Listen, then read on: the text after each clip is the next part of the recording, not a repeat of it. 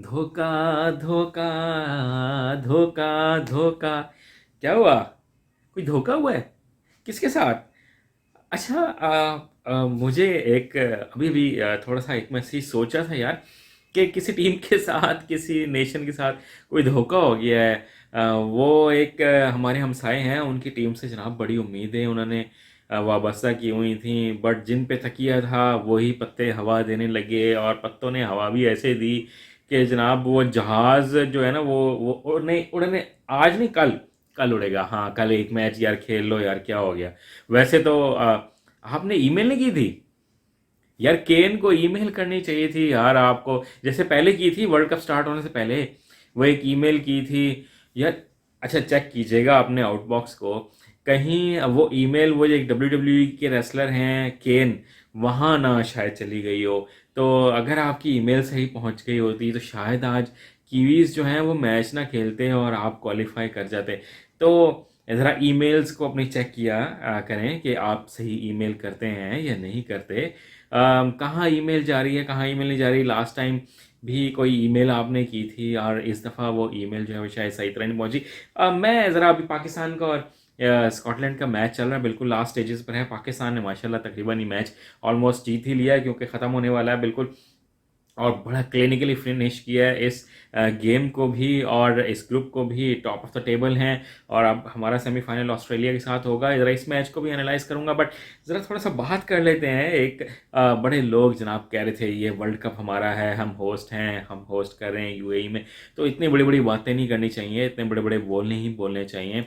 अब जनाब बातें पता है क्या हो रही हैं, कि कोहली की टीम में जगह नहीं बनती और जनाब कोहली को उठा के बाहर टीम से कर दो। यार आप कितने छोटे दिल के लोग हैं, मैं तो बहुत इतना हैरान हूँ कि मेरे दिल में कोहली के लिए बड़ी रिस्पेक्ट है, क्योंकि वो एक वर्ल्ड क्लास प्लेयर है और अपने एरा का एक, मेरे ख्याल में सबसे बड़ा प्लेयर इस वक्त मौजूद है। और आप उसको कह रहे हैं, अपने कैप्टन को कह रहे हैं कि यार उसकी टीम में जगह नहीं बनती, उसको टीम से उठा के बाहर कर दो। और इतना बुरा भला क्या हो गया आप लोगों को? थोड़ा सा दिल बड़ा बड़ा करें, वर्ल्ड कप से बाहर हो जाती हैं टीमें।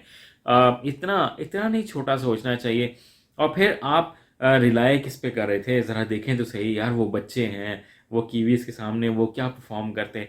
आपके तो बड़े बड़े नामों ने परफॉर्म नहीं किया, और जब अगर वो एक अफगानिस्तान के मैच से आपको एक होप मिल गई थी, अदरवाइज़ तो आपकी टीम ने इतना बुरा खेला है। सिर्फ एक कोहली ने नहीं खेला, पूरी टीम ने बहुत बुरा खेला है। और अगर वो मैच भी आप हार जाते तो आप उसी दिन ही वर्ल्ड कप से बाहर थे, बल्कि मैं तो ये कहता हूँ आप वर्ल्ड कप से उसी दिन बाहर हो गए थे जब पाकिस्तान ने आपको हराया था।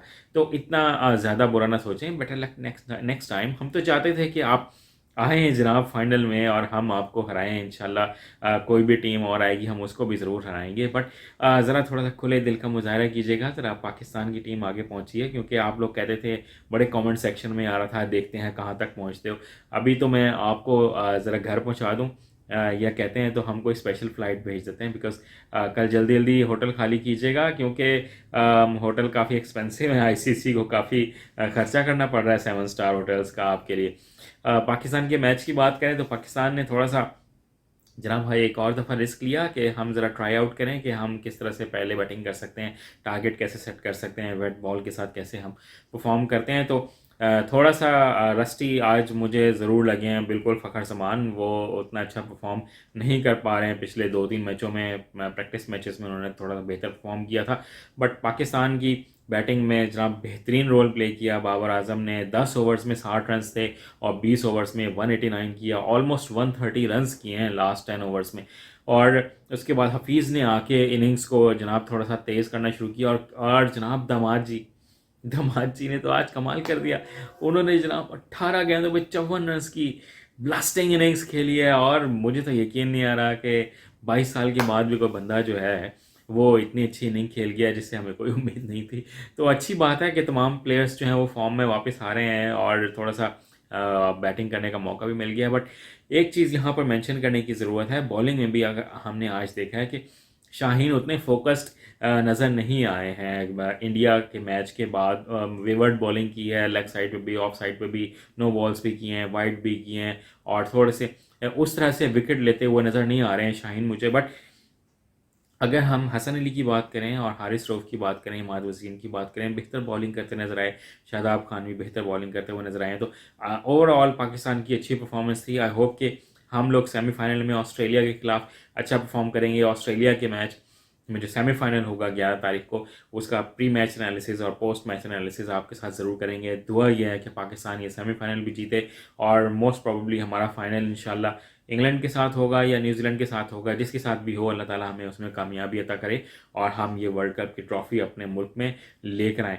यही आज का एक छोटा सा एनालिसिस था। वीडियो अच्छी लगी तो उसको लाइक कीजिएगा, शेयर कीजिएगा, कमेंट सेक्शन में ज़रूर बताइएगा कि आज के मैच से आप कितने सेटिस्फाइड हैं और जो एक टीम बाहर हुई है उसके बारे में आप क्या कहना चाहते हैं। चैनल को सब्सक्राइब कर लीजिएगा। अपने अपने घर वालों का बहुत ज़्यादा ख्याल रखिएगा। पाकिस्तान जिंदाबाद। अल्लाह हाफिज़।